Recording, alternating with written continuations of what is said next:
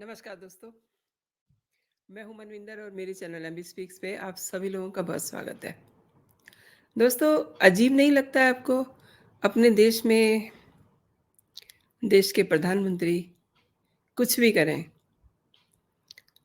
कितना भी अच्छा काम करें, लेकिन जो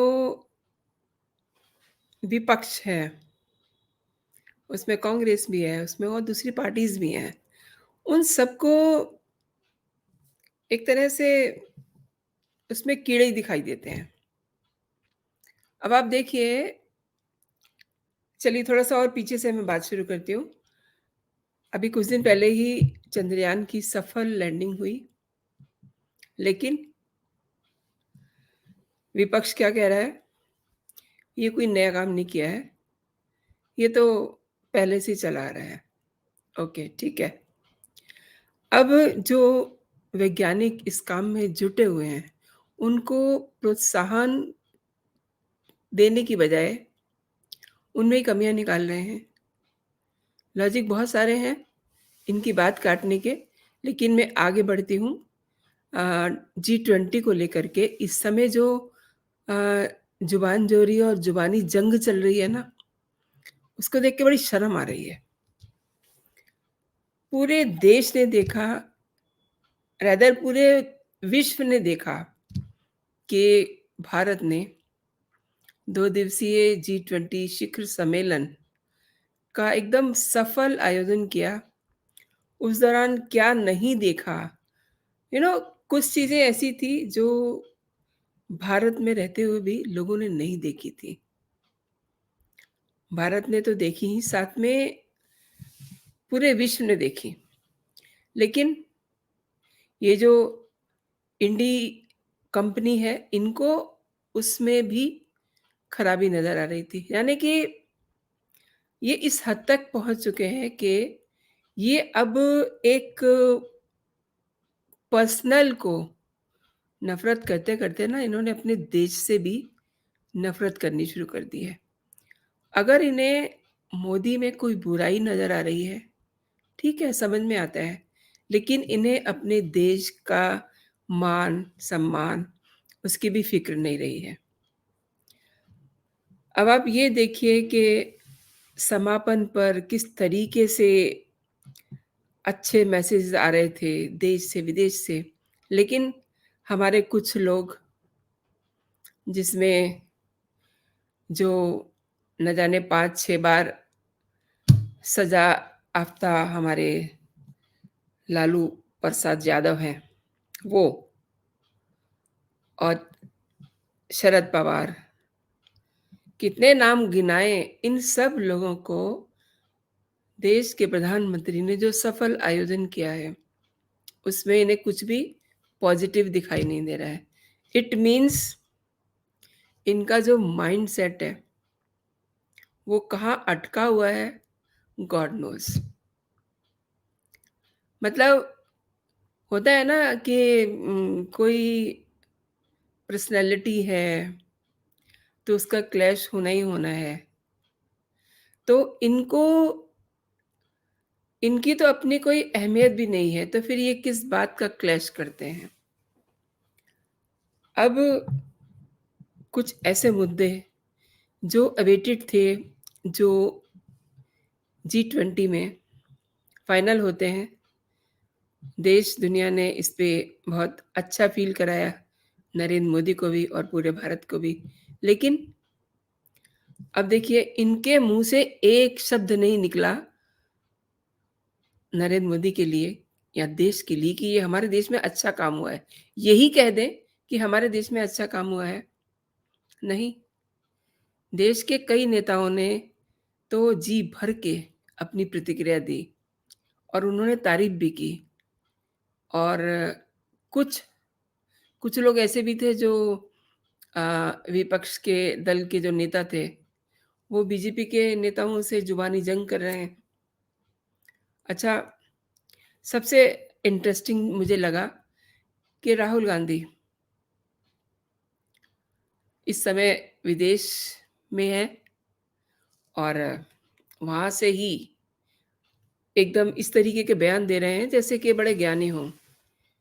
इन्हें इतनी भी शर्म नहीं आती कि विदेश की धरती पे जाकर के क्या कहना है, क्या नहीं कहना है।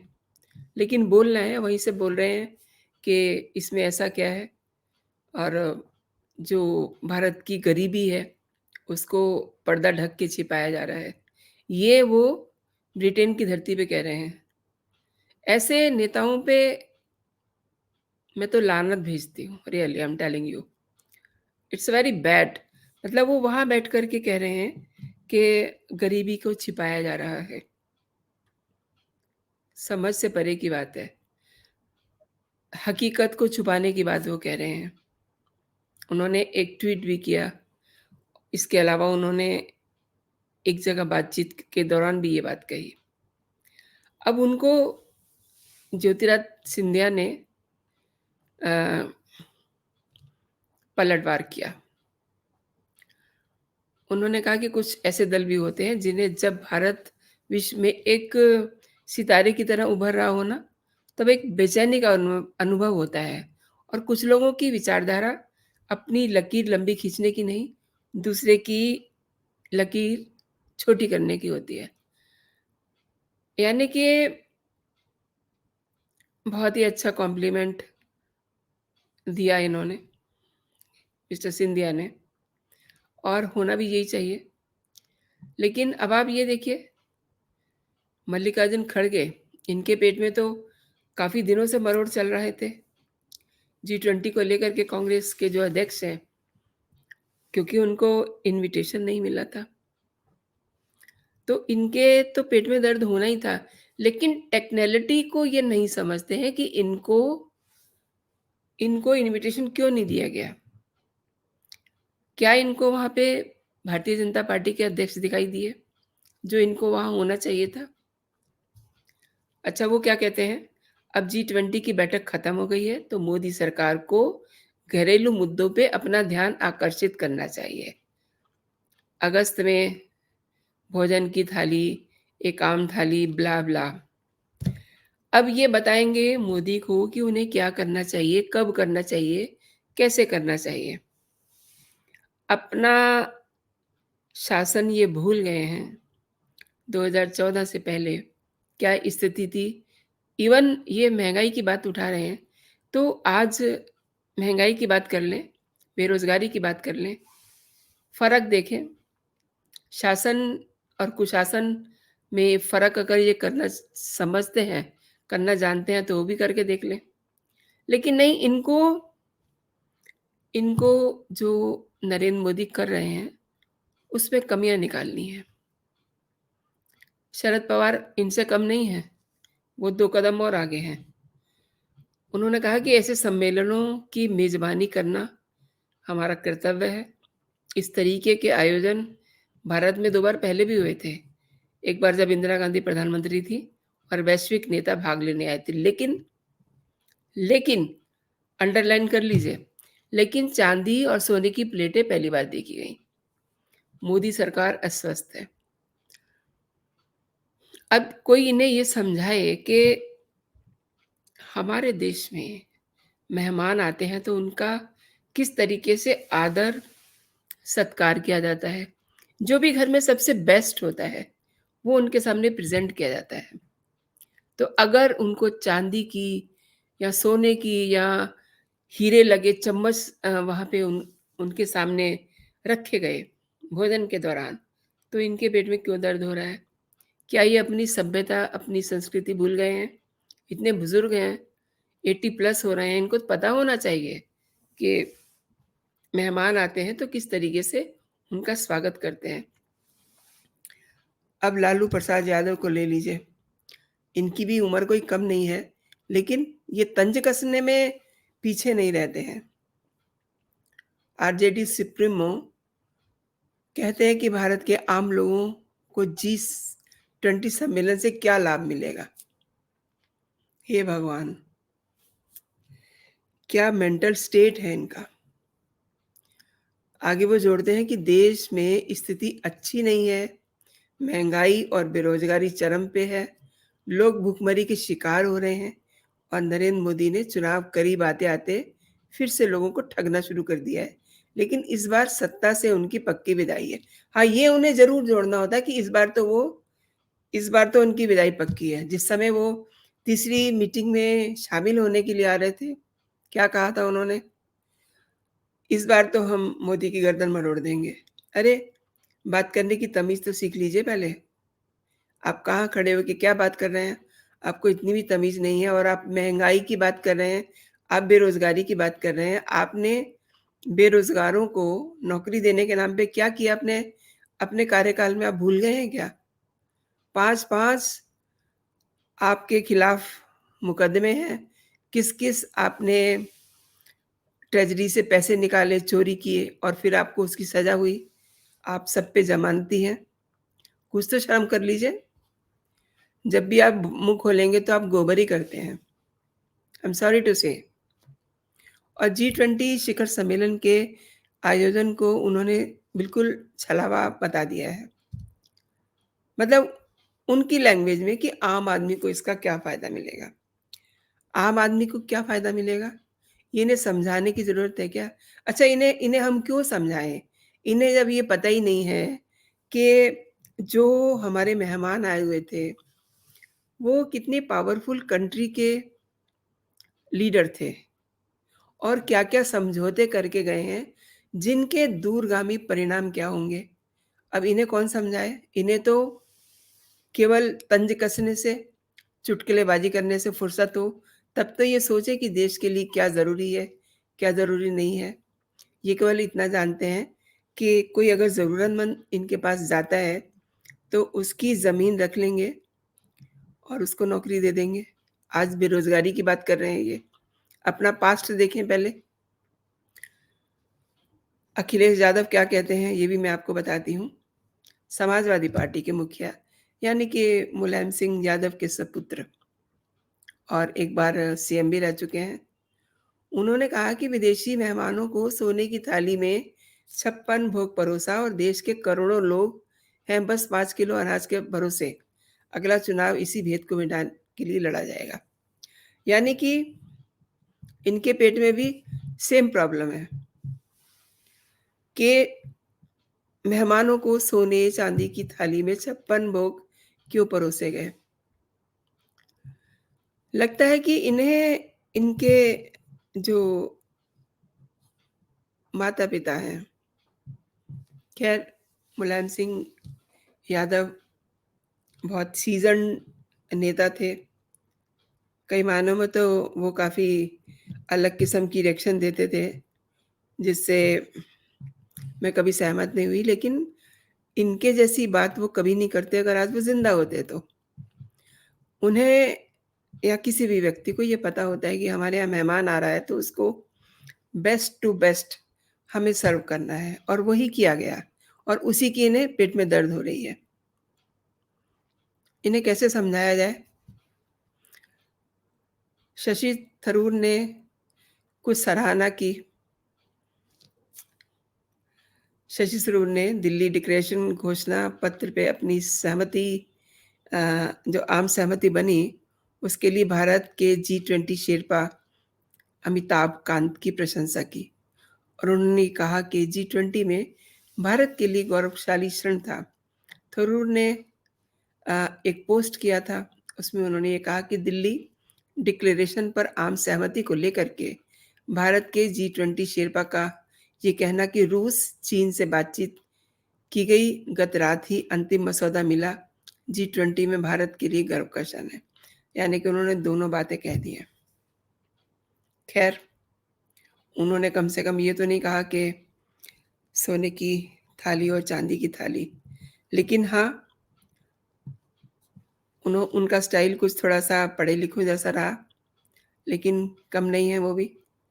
अधीर रंजन चौधरी तो बहुत दिनों से रो रहे हैं, छाती पीट-पीट करके, क्योंकि उन्हें अपने जो उनके अ, नेता हैं, सोनिया गांधी है, राहुल गांधी हैं, खड़गे साहब हैं, सबको उन्हें खुश करना है, इसलिए वो काफ़ी दिनों से झुनझुना बजाए जा रहे हैं कि हमारे खड़गे साहब को कार्ड नहीं दिया, हमारे राहुल साहब को कार्ड नहीं दिया, हमारी सोनिया को बुलाया नहीं गया।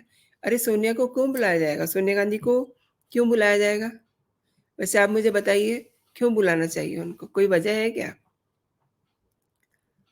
राजधानी की वास्तविक स्थिति यानी गरीबी, लोगों की दुर्दशा को छुपाने के लिए झुग्गियों को तिरपाल के पीछे डाल दिया गया। अधीरी अधीर रंजन चौधरी को मैं ये बताना चाहती हूँ कि जो मेट्रोपॉलिटन सिटीज़ हैं, वहाँ पर जब कोई कंस्ट्रक्शन हो रही होती है, तो उसके आगे एक कपड़ा लगाया जाता है, क्यों? ताकि वहाँ से जो डस्ट या जो भी उड़ने वाली चीज़ है, बाहर ना आए। तो अगर कहीं बाय द वे ऐसे कुछ पर्दे लगाए गए हैं, तो उसका मतलब होता है, वो झुग्गियों को छिपाने के लिए नहीं है, वो गरीबी को छिपाने के लिए नहीं है, वो साफ-सफाई और हाइजीन के पॉइंट ऑफ व्यू से हुआ होगा। I am not sure about it कि ऐसा कहीं हुआ है, लेकिन ऐसा इसलिए किया जाता है, ताकि जहाँ कहीं कंस्ट्रक्शन हो रहा है, उसकी मिट्टी ना उड़े और यू नो विदेशों में हाइजीन को लेकर के काफ़ी अवेयर रहते हैं लोग और भारत भी काफ़ी अवेयर हो रहा है हाइजीन को लेकर के, ख़ास तौर पे कोरोना काल के बाद से। लेकिन ये जो बात अधीर रंजन चौधरी है ना, इनका ये अंदर का दर्द है कि इनके नेताओं को बुलाया नहीं गया, तो अब इन्हें कुछ तो कहना ही है। इनके नेता ने भी ये कहा है, राहुल गांधी ने, कि गरीबी को छिपा दिया है। अरे गरीबी हो, अमीरी हो, कुछ कोई चीज़ छिपती है क्या? और दूसरी बात ये है कि अब इन्हें कुछ कहना ही है, तो कुछ ना कुछ तो कहेंगे, भले ही वो उस कहने में इनकी अपनी ही भद्द पिट जाए, लेकिन इन्हें कहना ज़रूर है। सचिन पायलट ने भी कुछ कहा है, मैं बताती हूँ आपको। सरकार मल्लिकार्जुन खड़गे को बुलाती, तो दुनिया के सामने एकजुटता का संदेश जाता। ये भी उसी बोट में सेल कर रहे हैं, जिसमें राहुल गांधी हैं। ऑब्वियसली बोट तो इनकी एक ही है। अब वो भले डूबे या किनारे लगे, वो टाइम बताएगा। तो इन्हें भी बहुत दर्द है कि मल्लिकार्जुन खड़गे को नहीं बुलाया गया। इनको भी मैं ये बताना चाहती हूँ कि ये चेक कर लें रिकॉर्ड्स कि भारतीय जनता पार्टी ने अपनी पार्टी के अध्यक्ष को भी नहीं बुलाया है। इनको भी ये बताना पड़ेगा कि जो मेहमान थे, देशी मेहमान, अपने देश के मेहमान, उसमें प्रदेश के मुख्यमंत्री और राज्यपाल रहे, बाकी और लोगों को प्रोटोकॉल के हिसाब से बुलाया गया। लेकिन इन्हें कुछ बताना बेकार है, भैंस के आगे बीन बजाने जैसा है। ये कहते हैं कि कांग्रेस के मीडिया प्रभारी जयराम रमेश ने जो कहा है कि जो बाइडेन की टीम कह रही है कि मीडिया को उनसे और पीएम से सवाल पूछने की अनुमति नहीं दी। वही आप नेता और दिल्ली सरकार के मंत्री सौरभ भारद्वाज ने भी कुछ ऐसी ही बात की, नई बिल्डिंग के अंदर पानी भरना शर्म की बात है। ये सब बातें कह कर के ये अपने अंदर का जो कहना चाहिए ना, जिसे हम हिंदी में कहते हैं जलन, आम ग्रामीण भाषा में कह देते हैं कि पेट में दर्द हो रहा है। तो ये वो इनके कहने का अर्थ है। ये जो फ़ील कर रहे हैं, वो बता नहीं पा रहे हैं कि इनके पेट में कितनी दर्द हो रही है।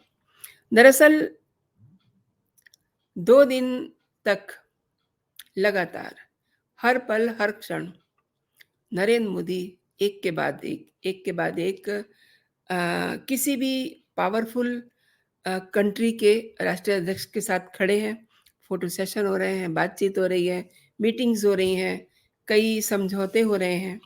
ये सब इनको देखना नागवारा लग रहा था। इनके पेट में दर्द हो रही थी इसी बात को लेकर के कि मोदी तो छाए हुए हैं।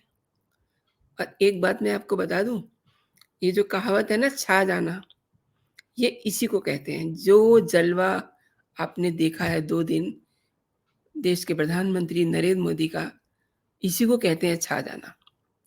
अच्छा, उपराष्ट्रपति जगदीप धनखड़ ने सरकार को बधाई दी और उन्होंने ये कहा कि G20 में अपनाया गया नई दिल्ली घोषणा पत्र एक व्यापक दस्तावेज है, क्योंकि ये समृद्ध भविष्य के निर्माण में सामूहिक वैश्विक कार्रवाई का खाका पेश करता है, यानी कि रोड मैप तैयार करता हुआ दिखाई देता है।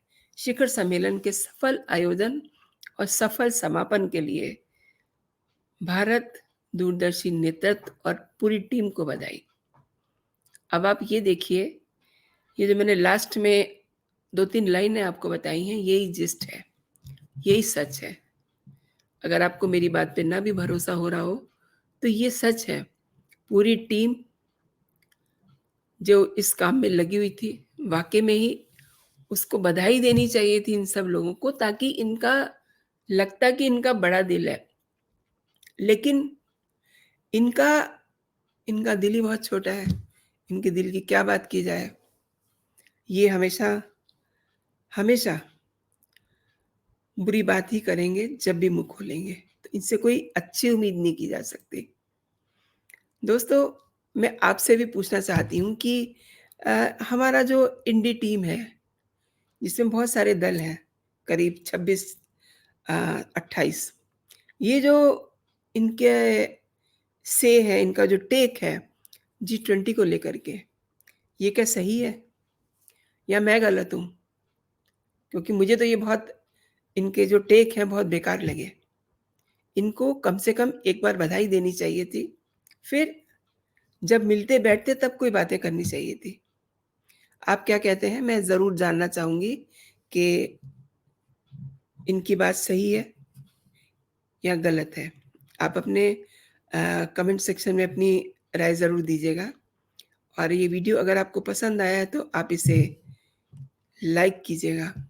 अभी तक अगर आपने मेरा चैनल सब्सक्राइब नहीं किया है तो सब्सक्राइब का भी बटन दबाइए, ताकि मेरा जो भी कंटेंट हो आप तक सबसे पहले पहुँचे। तो आज के लिए इतना ही। आप अपना और अपनों का ख़्याल रखिए, खुश रहिए, स्वस्थ रहिए। जय हिंद, जय भारत।